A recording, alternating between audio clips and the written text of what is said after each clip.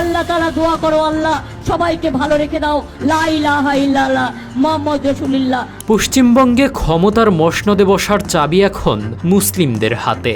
রাজ্যের 15% মুসলিম ভোটারের সমর্থনই নির্ধারণ করে দিতে পারে মূল দুই প্রতিদ্বন্দ্বী তৃণমূল কংগ্রেস ও বিজেপির ভাগ্য।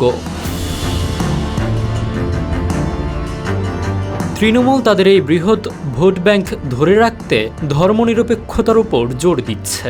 অন্যদিকে ভোটার তালিকা থেকে সুকৌশলে মুসলিমদের নাম বাদ দেওয়ার অভিযোগ সংখ্যালঘু সম্প্রদায়ের মনে নাগরিকত্ব হারানোর তীব্র শঙ্কা তৈরি করেছে।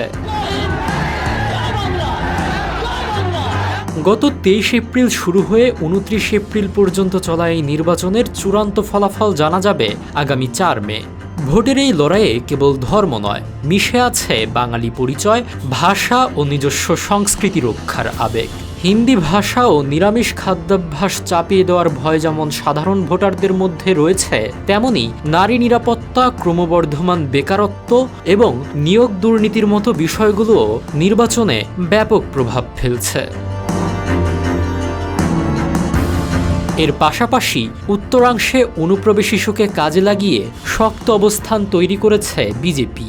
জাতীয় নিরাপত্তার স্বার্থে অত্যন্ত গুরুত্বপূর্ণ শিলিগুড়ি করিডরের কারণে পশ্চিমবঙ্গের নিয়ন্ত্রণ দিল্লির কাছে কৌশলগতভাবেও অপরিহার্য। সব মিলিয়ে মোদি ও মমতার এই মর্যাদার লড়াইয়ের দিকেই এখন নজর পুরো ভারতের।